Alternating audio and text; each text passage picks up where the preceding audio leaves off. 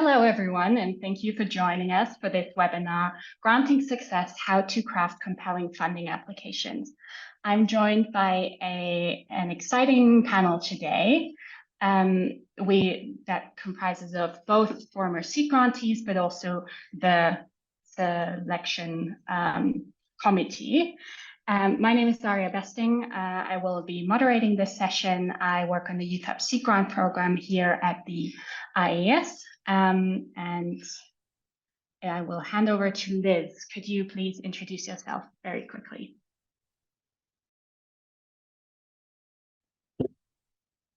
Hi, everyone.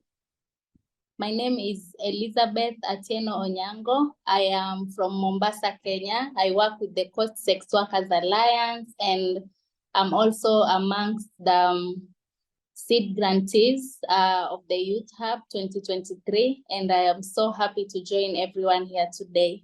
Thank you, and over to you, Daria. Thank you, Liz. Norman, could you go next and introduce yourself briefly?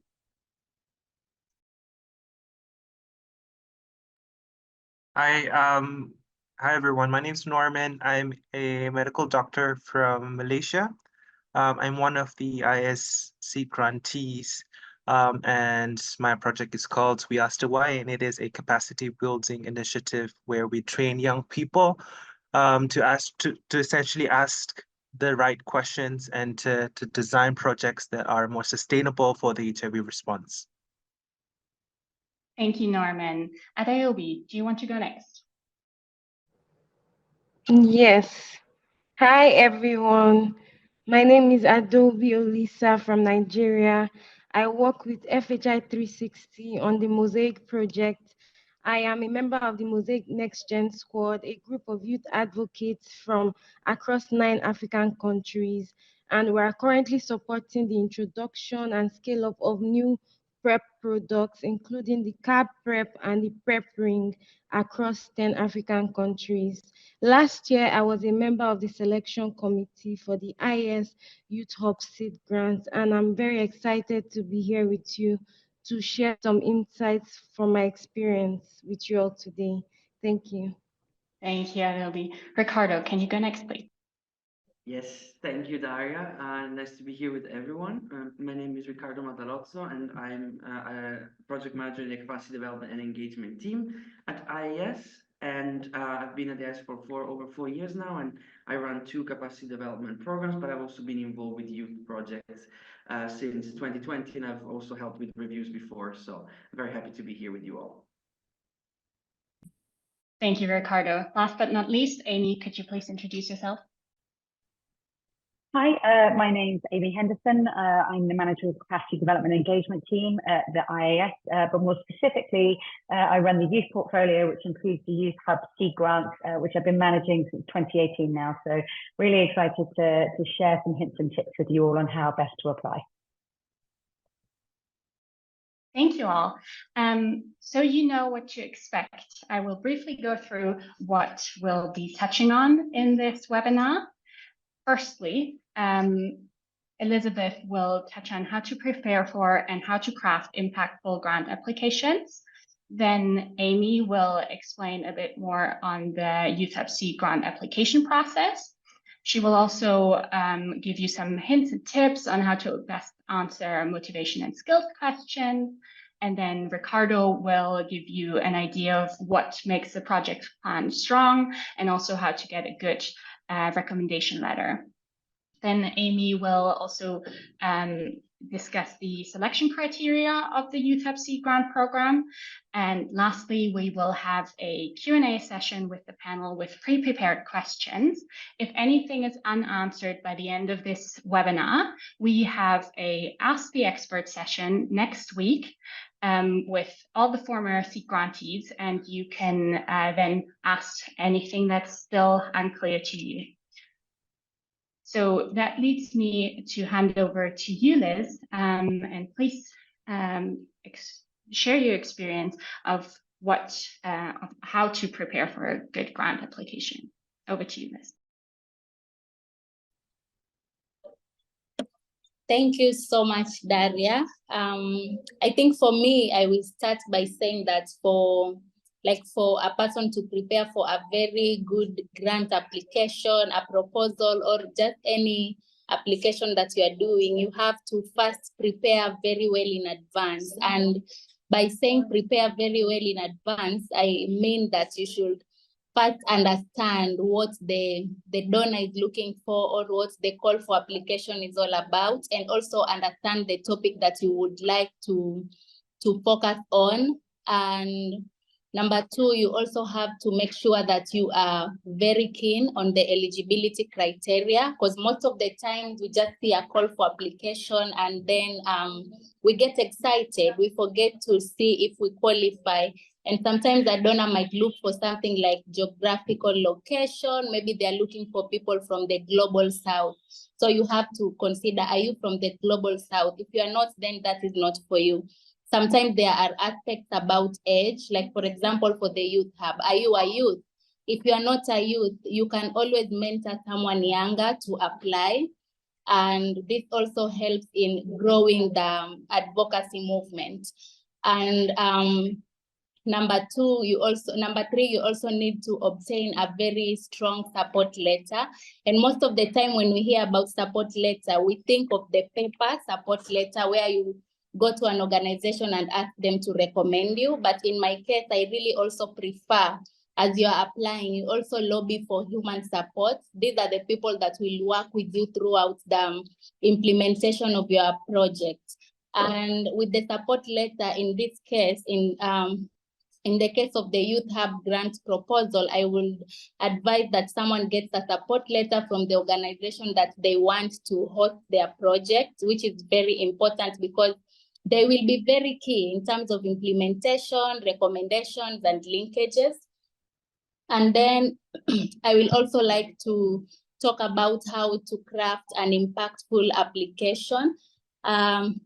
You have to have your proposal application specifically tailored to the specific grant and its focus area. Like for example, if I am a donor and looking for people who work around GBV or SRHR, you have to make sure that your proposal focus on the same areas. Look at the diversities and interlinkages of different issues, but make sure they align to the specific area of focus of the call for application. And then you also have to make sure that you show a plan for community impact beyond the grant period. And sometimes we get excited with implementation, designing our goals, designing our objectives, but are they realistic? Are they achievable? So it's actually good to not be over ambitious and make your proposal activities to be tailored in a way that they are able to address the needs that may arise as you implement. Because when you do implementation, so many times other problems, other gaps, other needs continue to arise. So how are you connecting your projects to the needs that may arise in the future? And then also highlight why your project is important. Why is it innovative? Because, for example, if I talk about creation of awareness, this work has been done for decades. How is your proposal different? How are you going to differently do awareness creation that will set you aside from the work that has been done before? So be very creative in that sense. And also just try and toy with new ideas. Try to think of things that have never been done before, or just do the same thing but differently, so that you are able to make your idea very strong and very unique.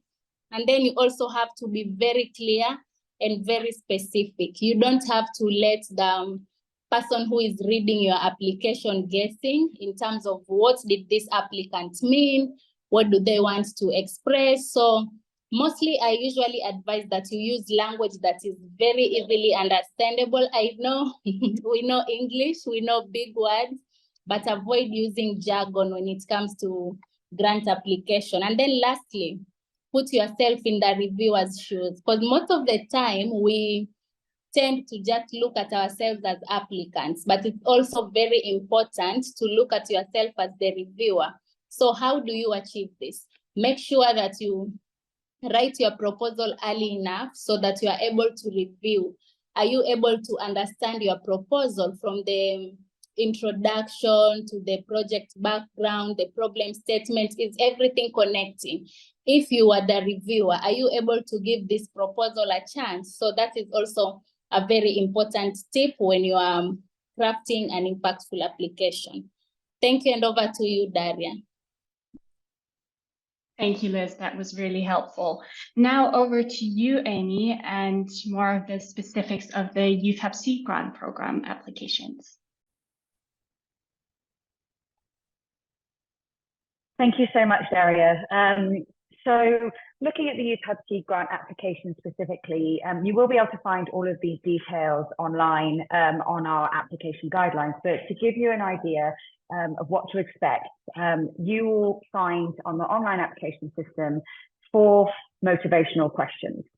These are designed to help us understand why you want to be an IAS Young Leader and how you envision making a positive impact for young people in the HIV response.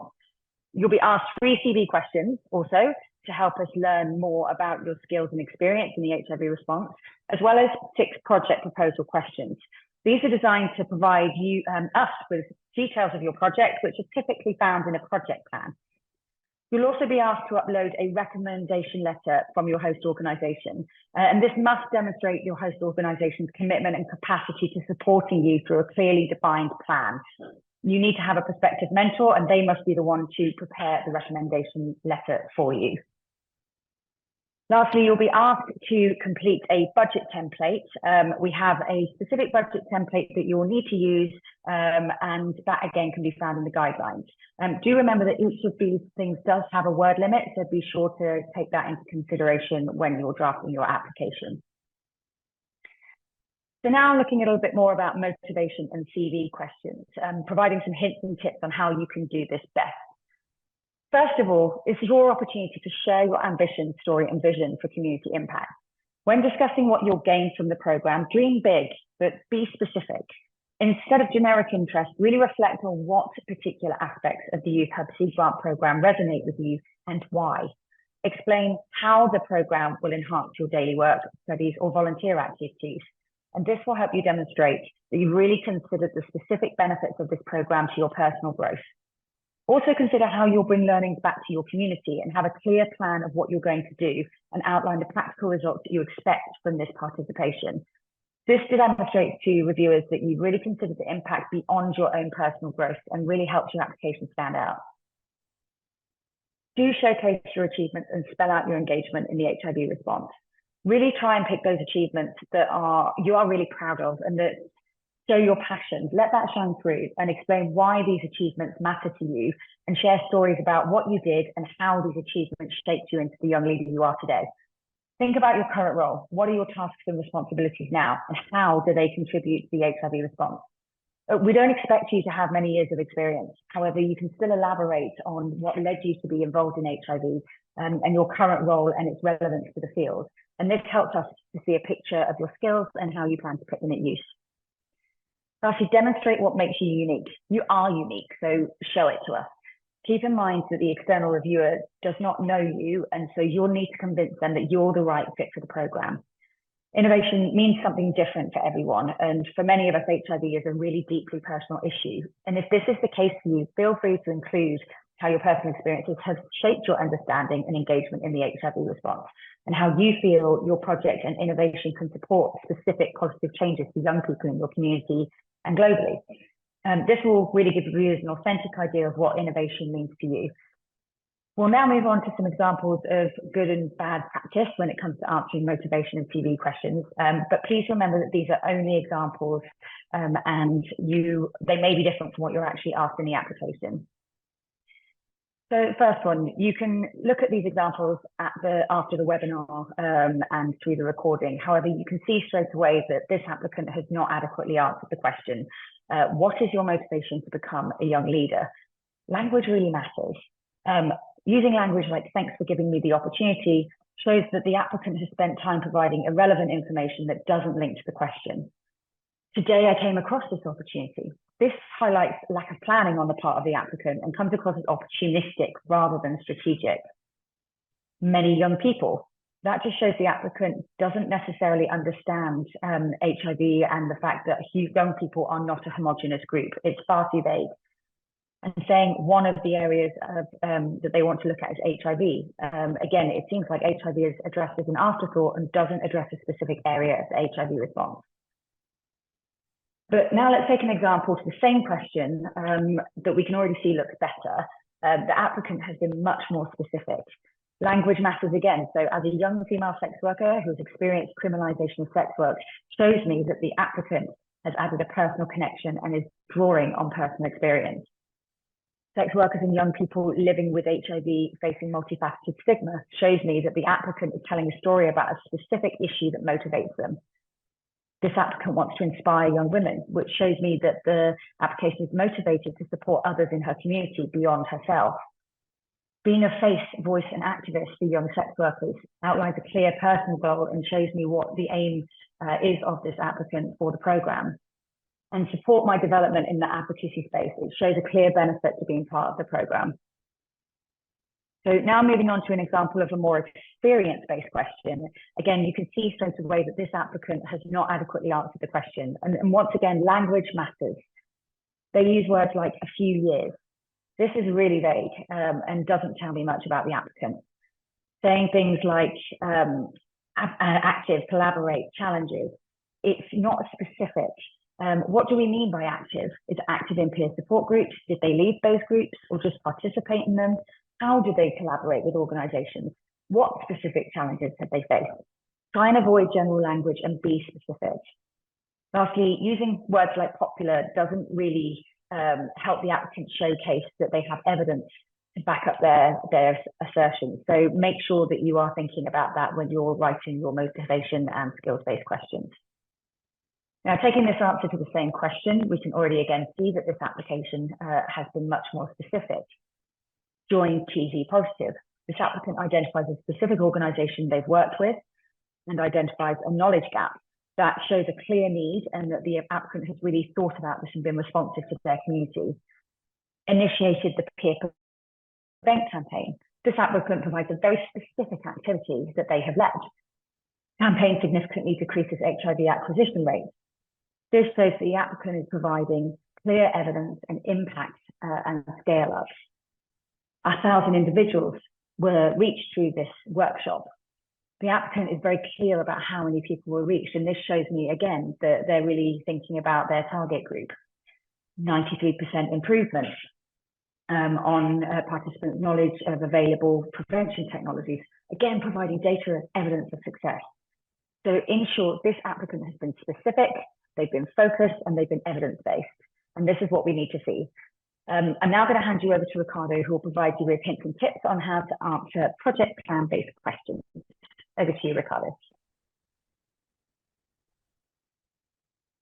Thank you so much, Amy, and Liz as well for everything that's been said so far. So as Amy suggested, we will go through a bit of the project plan related questions. So Liz has already and Amy both touched on one aspect, which the project plan really should be a story. Like you want to really attract the attention of the reviewer that is looking at your application. So your project plan should really be concise, but really should stand out as well. You should really tell what are you trying to achieve, what outcomes are you hoping to get, but also why is it important that you actually carry out this project at this specific moment in time. So justify the why, and then where you will do it and how. So as Liz already said before, she made an excellent point, which is you want to put yourself in the shoes of the reviewer. The reviewer really should have no questions left when reading your project. You really should have answered all of them already. The next thing to do is really important to set achievable goal and detail an action plan. So imagine your goals as like mini your goals as like mini projects within the project. You want to show what the specific outcomes are that you're trying to achieve, and then also make them into a specific a detailed action plan into a timeline as well. So that within these first few months, this is going to happen. Within this 4 to 6 months, this is what is going to happen. So that there is a very clear structure to to your project. Another very important thing is how will you measure success? You want to make sure that there is a clear before and after the project. So the project before the project started is what we see. After the project was conducted, this is what we see. And then it's very important that you have quantitative, but also don't underestimate the qualitative part of your of the outcomes. You want to have data that is there to show, but also qualitative data is important as well. And then there is one word that you will probably hear a lot throughout this call, which is the word is sustainability. You really want to think not just beyond, just during the months of your project. You want to think beyond that. Can we make sure that the impact does not end when the project ends, but actually continues afterwards? Think about what are the tangible impact that you're hoping to see from your project. So now we are also going to go into a little bit more detail about an example of a successful project statement. Again, this is just an example, and it may be different from what you will be asked to provide. But one of the first things that you see in this statement is it tells you the political situation with Ukraine and the Belarusian state attempt to liquidate more than 800 NGOs. So in this case, you really know you are placing exactly the project into where you are hoping to intervene. So the reviewer and the person who's reading already knows, okay, Ukraine, the situation is what it is, Ukraine, Belarus. Then you also create. There is also it says only one aviation in Belarus continues to provide this support. So that's a major selling point, because it actually gives you the opportunity to stand out, like, okay, oh, that's the only one. And then it really shows that there is potential to actually make a concrete difference right there. And then we also have a target, like who are the people you're hoping to target is young people living with HIV. You have data that backs up your target and your project you're trying to propose. It's, as Amy suggested, it's very important to use data where possible, but use them wisely. Don't use them just for the sake of including data. Use them where relevant. You use it well. And then you also have a like support through a chatbot is a safe, friendly, anonymous. So you're actually showing clear consideration of the need, but also at the same time you're also showing that you have given thought to the safety of the participant and given ethical considerations, and that is something that is crucial, because you've given an impression that this person here has given the impression that they've thought throughout the whole project, and that's what you want the reviewer to see, that you have given strategic thinking throughout. And you don't have to use them there's no specific order you have to follow. You don't have to use context first, target second. As long as your project statement encompasses all of it, you can go in the structure that you find most relevant. Next slide, please. Now let's talk a bit briefly about the project objectives. So as I said, when you're proposing something, you ultimately want to have a goal. What is the big achievement that you're hoping to get? And you also want to have a key, there's a key output that needs to be there, and you also want to show clearly who is the people that are going to benefit the most from your initiative. And again, you want to have, there is the goal, you also have objectives. And what did we talk about before? Measuring. You have to set out quantifiable data that can show what you will need. For example, here there is a 10%. And again, you don't have to have a change that is monumental. Even a change that might look small in percentage actually is often a massive improvement from the status quo. And then you also want to have a specific target location. In this case, it says HIV clinics in Kampala. And you need to have the person, as I said, needs to have very clear idea of where, what, why, and how you're doing your projects. And then again, we need to have a specific time frame. In this case, it's by December 2023. So you wanna have all your objectives to be quite time bound. Next slide, please. Now again, you cannot do your project without having activities, and I've already mentioned before that you will need to have some sort of a timeline. In this case, she specified like January and February are the 2 months where the specific activities will take place. You also want to show what are you doing it. In this case, is a social marketing campaign, and importantly, how are you doing it. then again, we want to make clear who are the people who are going to benefit from your activity. And again, if you have a specific number to provide, the better. For example, here it says 30 core group members addressing comprehensive sexual education, harm reduction. So again, here we have a timeline, we have exactly quantifiable number, and you have an activity that is very easy to identify.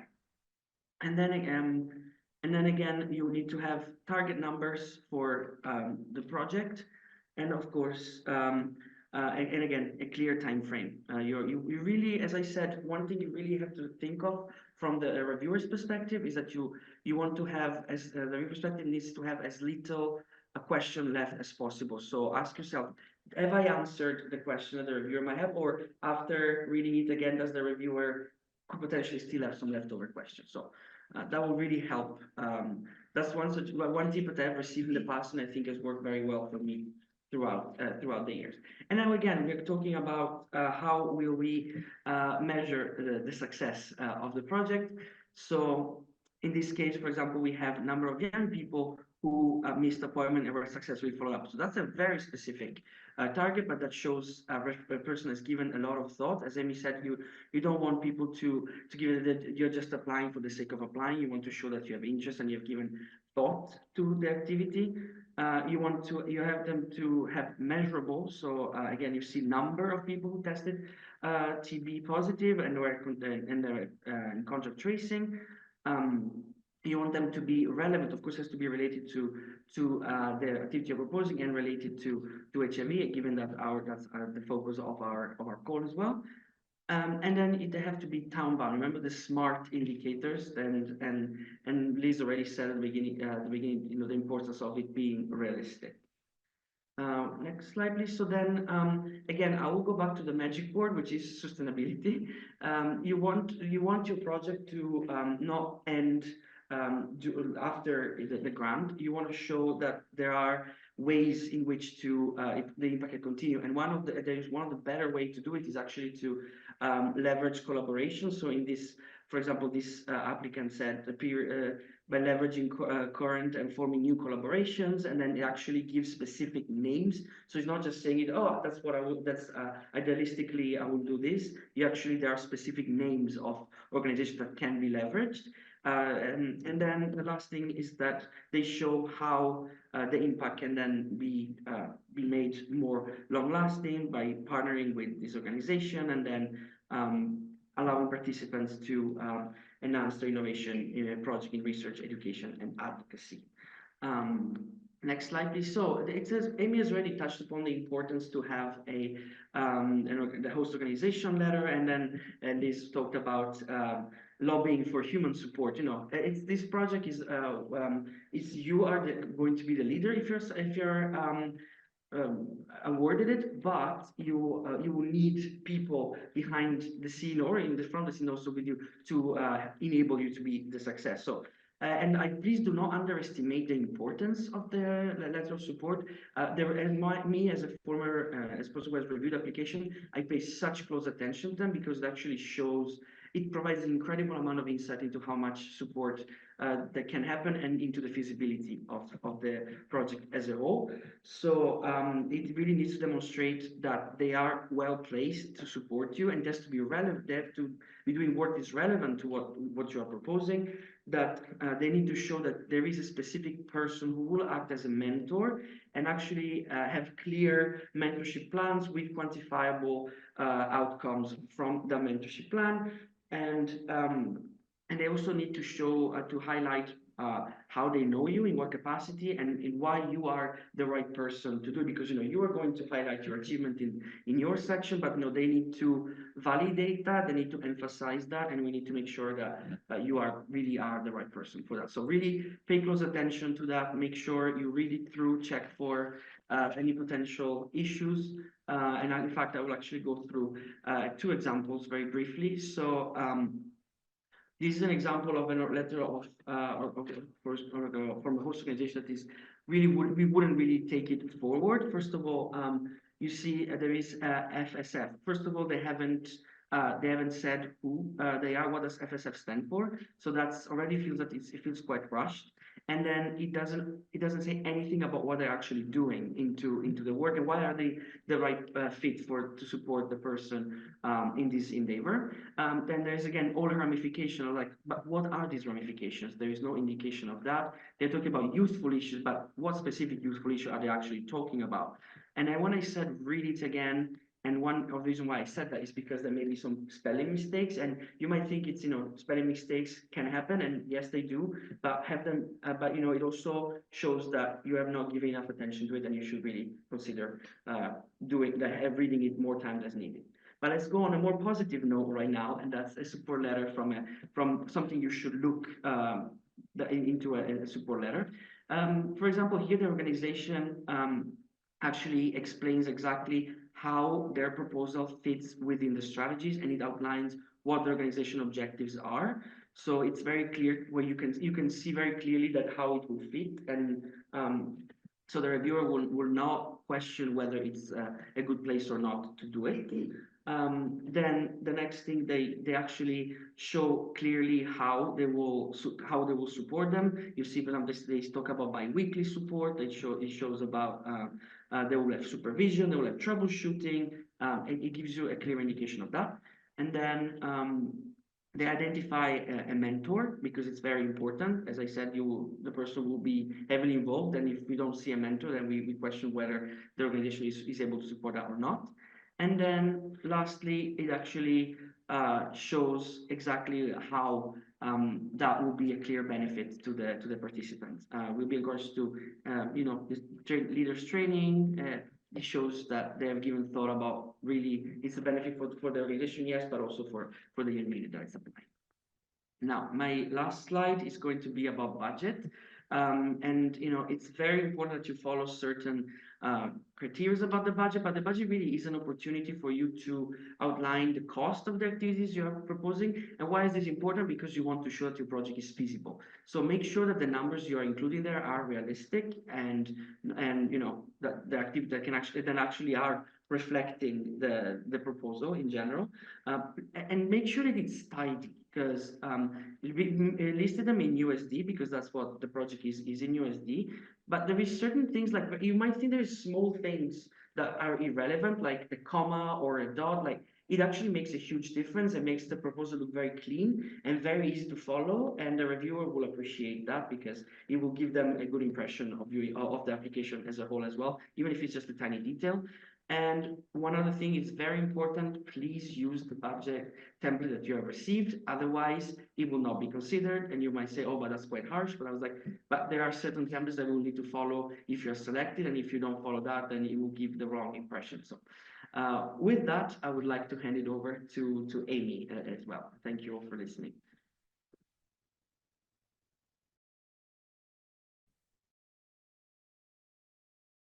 Thank you so much, Ricardo. So I'm going to talk about selection criteria. This again can be found in the application guidelines, but it will be based on 5 selection criteria. And these include project plan, project sustainability, strength of youth engagement, leadership qualities, and capacity of host organizations. It's important that you familiarize yourself with these selection criteria early on to ensure you hit each one. And once you finish your application, look back at it holistically, look at it as a whole and ask yourself, have I hit all of the selection criteria clearly? If you're in doubt, put yourself in the shoes of the reviewer, as we said before, and remember what seems obvious to you may not be to an outsider. So I would suggest considering asking an external contact to review the application and look at how well it hits the selection criteria. Now, looking at the selection criteria one by one, the first one, strength of project plan. The reviewer will be asking themselves, does the applicant clearly articulate a problem statement or need? What are the project objectives and what activities will help you reach them? And how does the project plan to measure success? The strongest applications will provide a clear snapshot of the project, including activities and expected results and outcomes, while telling a clear and compelling story of why your innovation should be implemented over other applicants. Again, evidence of project sustainability cannot stress this one enough. Reviewers will be looking for whether the project has considered what's going to happen after the grant period. For example, does it leverage funds from other organizations?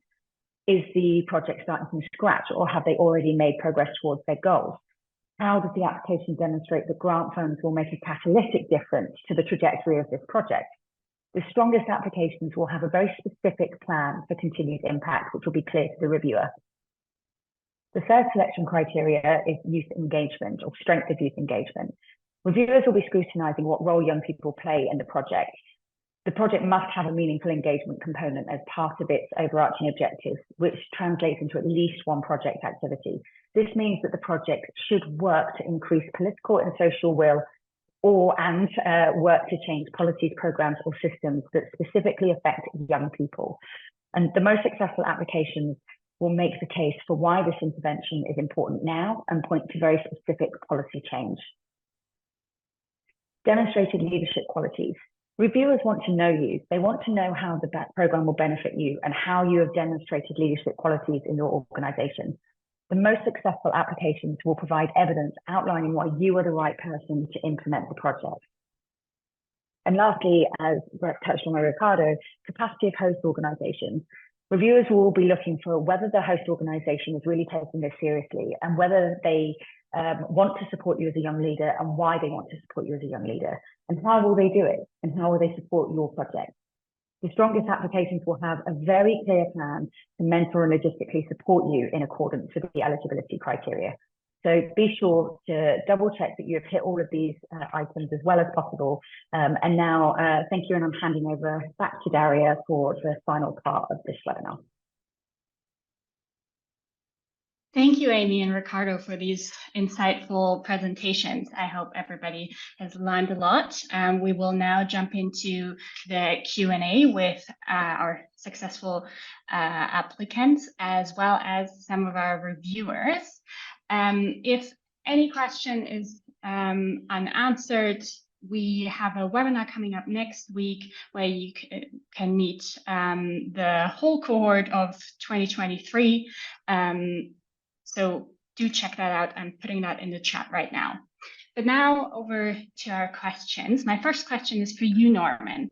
Before you even can start with the grant applications, where do you even look for these opportunities? Thanks, Daria. That is a very loaded question, and it would take more than a few minutes for me to answer. But with the interest of time, I will highlight opportunities that are seemingly ordinary, but often not thought about, because funding opportunities are often thought about only in monetary form. And in the chat box, I will share some opportunities and platforms where you can find funding in your respective local context, regionally, and also more globally.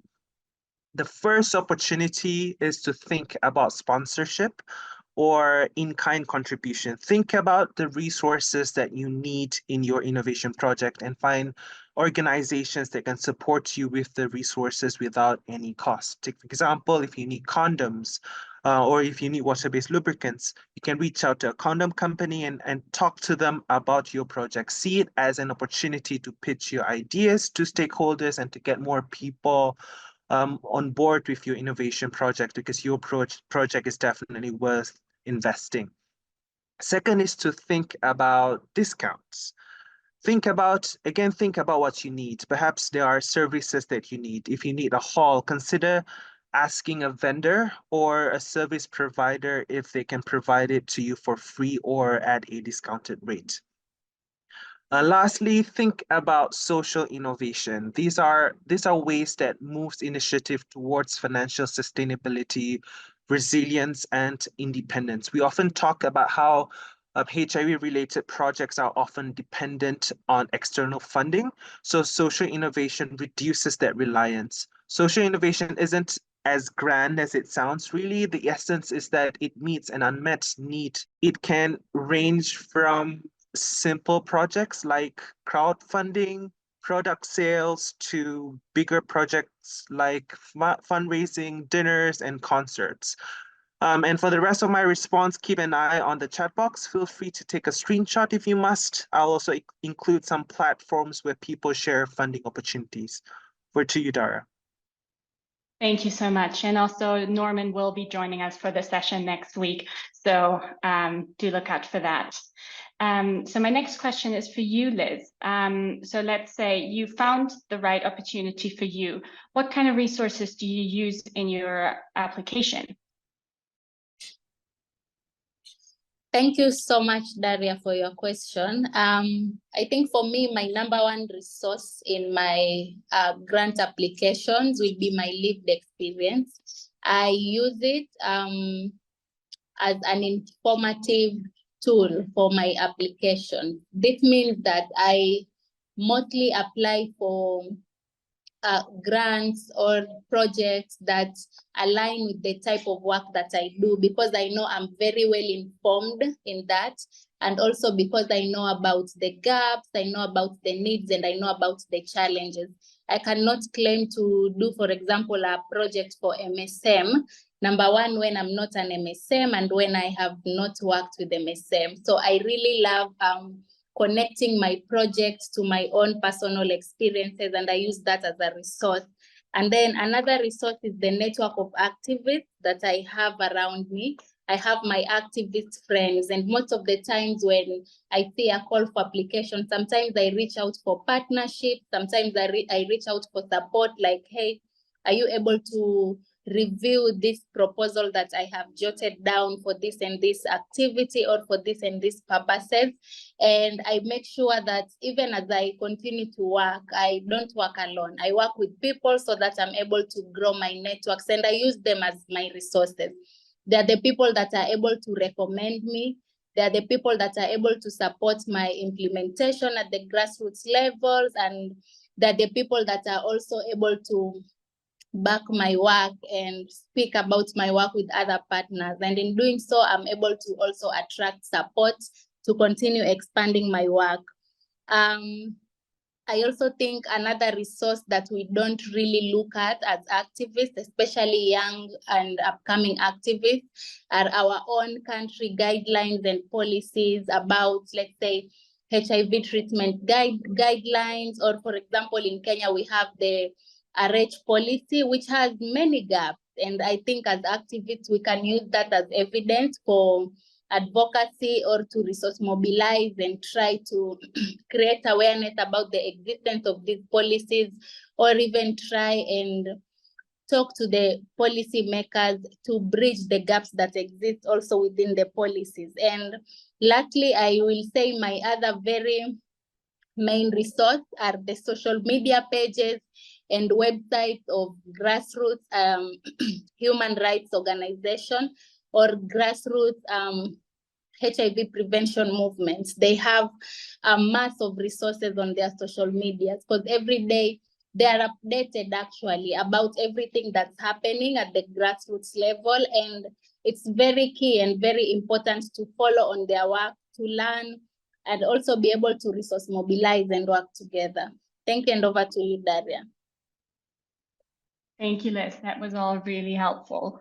Now over to you, Ricardo. We have touched on this a bit, that the Youth Hub Seed Grant program is an innovative project.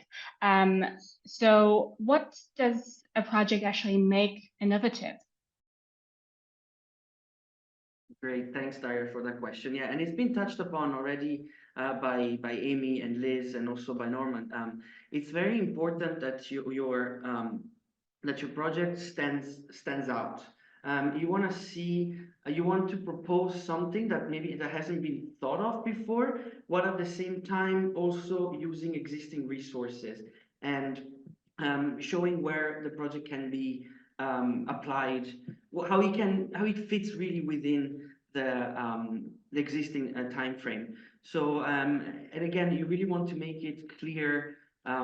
It has to be a really specific target, while at the same, and then specific organization that he wants to work with, and really is focused on sustainability. I've said this word I don't know how many times, and I probably will say it again before at the end of this call. But you really, it's very important that you do not that you think beyond the months of the grant, because you want to see specific changes to policies, as Amy pointed out. You want to see that there will be new collaboration that will be established as a result of it. You want to see that even once the project is stopped, you can see that the impact will be long lasting, much beyond that.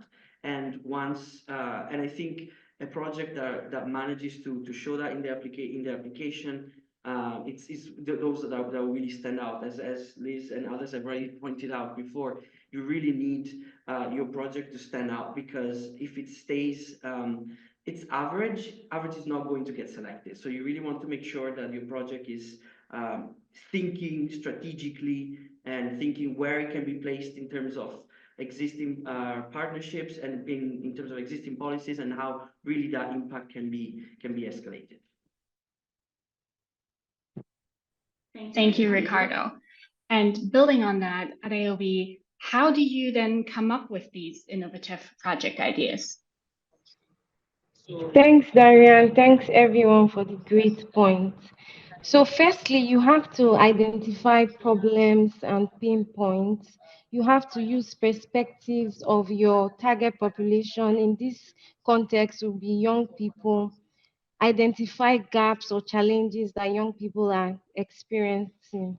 And this could either be related to already existing interventions, or it could even be a need that has not been met at all for young people in your community. And then you conduct research. It's very important to conduct a thorough research on what has been done after identifying your gap. You have to conduct a thorough research on what has been done around that gap or challenge. It's important to be aware that the HIV response has built a lot of infrastructure over time, and therefore finding a way to build your intervention on what is already existing or improve on what may already be existing is actually a win, and actually a good point for to enhance efficiency and sustainability. And then you also have to find out existing or planned interventions around the identified need. You can get this by doing a quick research online through articles, abstracts. Most abstracts about studies or interventions will always say what was the gap in that intervention, or what should future consideration be for that gap or that intervention. So it gives you an idea of what to do in that area. And then it's very important to make sure that your intervention is not already being implemented by big donors like PEPFAR or Global Fund or WHO, because this shows that there's already attention on that area. Is not as much a gap as an intervention that was not that has not gotten any attention from donors or funders. And then my last point will be technological trends. You have to stay current on upcoming technology. Try to explore how you can use technology to your advantage when developing your idea. How can you build on already existing technology to improve your idea? We have to be aware that young people especially are very tech savvy. So just think of how can you build your intervention to include technology or to leverage upon technology. And that will help, make your idea very creative and innovative. Thank you. Thank you, Adaobi. Now over to you, Norman. You have been a UFEPC grantee the past year, and I'm curious to hear that with all the knowledge you have now, if you could go back in time and apply again, what would you do differently? If there's a time capsule, I would go back in time and change 3 things. First, I wish I had realized much earlier that there is no one-size-fits-all format for a grant application. There are so many implementation frameworks out there which you can apply as a structure in your grant writing. One example is the theory of change that the IAS and many organizations employ as the implementation framework. It is simple, it is cohesive, it is structured, and in essence, it is if something isn't clear, ask the program officer of the specific grant you're applying for if they have a framework or a format that they prefer. Secondly, I wish I had gotten more people to check my draft. I had only gotten 2 or 3 people who reviewed my draft before submission. It's a good practice to get people who can provide you with good feedback, people who strike a good balance between being critical and being supportive.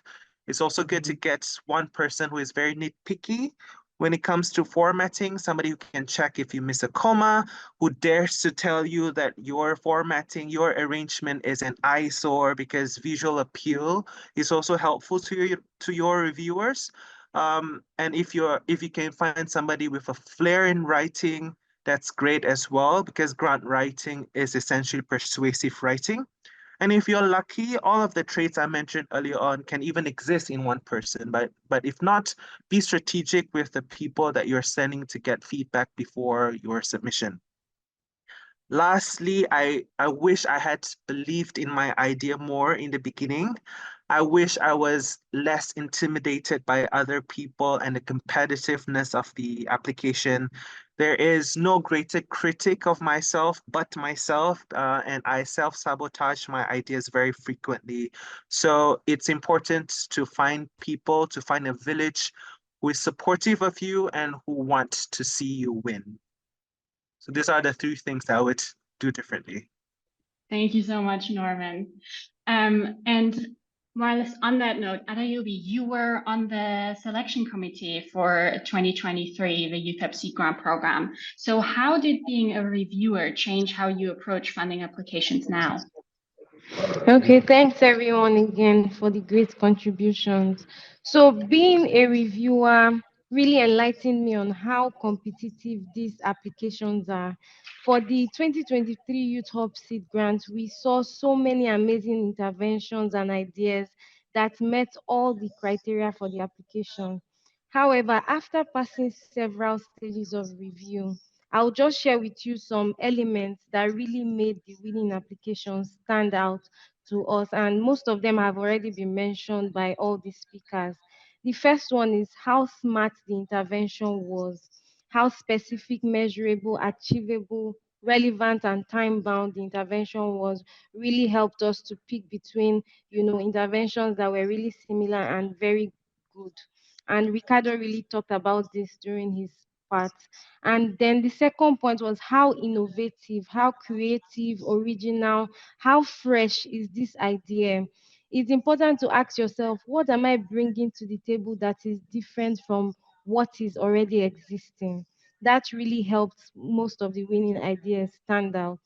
And then thirdly, how relevant is the idea or intervention? Does the idea take into consideration emerging issues, especially based on the geographical location? For example, environmental changes, economic situation, displacement, and other factors like security challenges. Does the idea address a number of gaps or one gap? That helps to know like how relevant and how impactful that intervention will be. And then number four is how sustainable. Ricardo has mentioned, everybody, Amy, Norman, everybody has talked about sustainability. Is very important. Does the idea clearly state elements that will help this intervention survive after the funding is exhausted? It's very important for reviewers to see that it increases chances. And then lastly, how efficient is the intervention? How does the intervention build on already existing structures? How can it lead to collaboration or receive funding? How do you intend to ensure that every penny spent reaches its maximum impact? So those are the 5 points that for me really stood out in helping selecting the winning applications. Thank you. Thank you so much, Adayobi.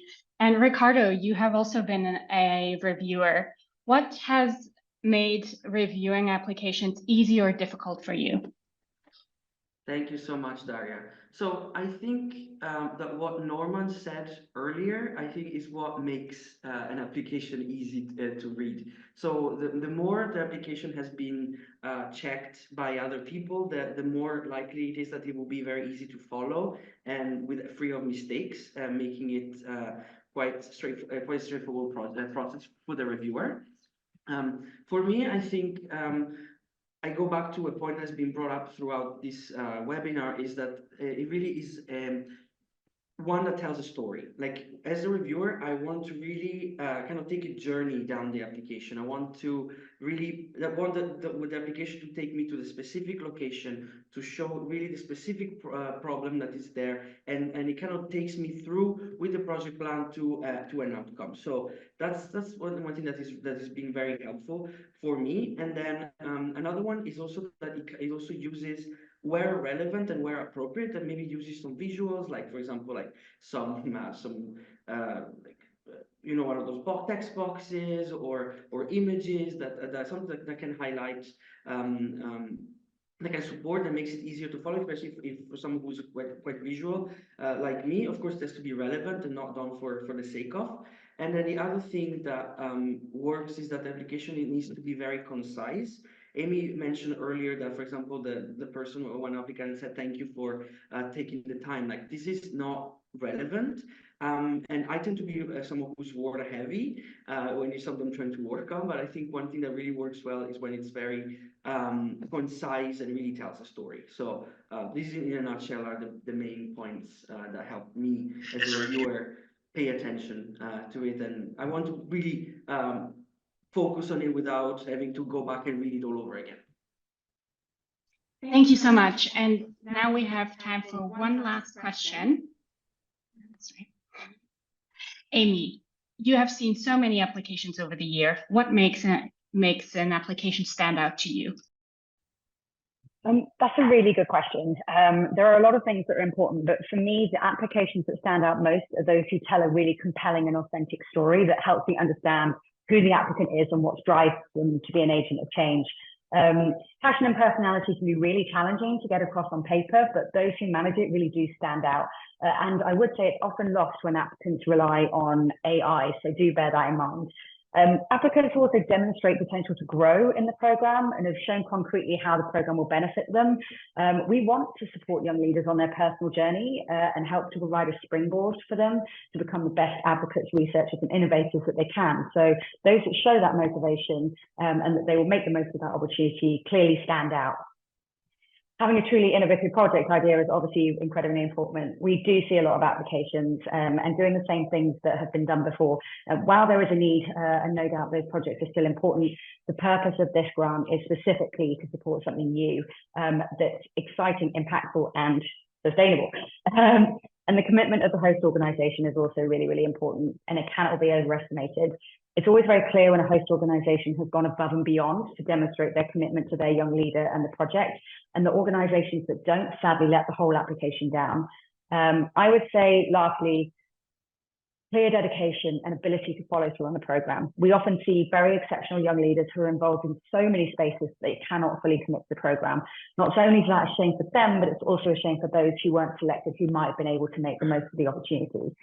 When applicants hit all of these points, you can really feel a buzz of excitement. And so there's always applications I read and think, this project is amazing, or this person excites me.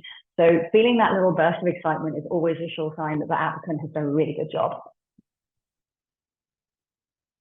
Thank you so much, Amy. And that unfortunately brings us to the end of this webinar. I would like to thank all of our speakers and also thank all of you participants. We're excited to see all of your brilliant ideas. And again, do check out our Ask the Expert session next week if any of your questions haven't been answered. And so thank you, everybody.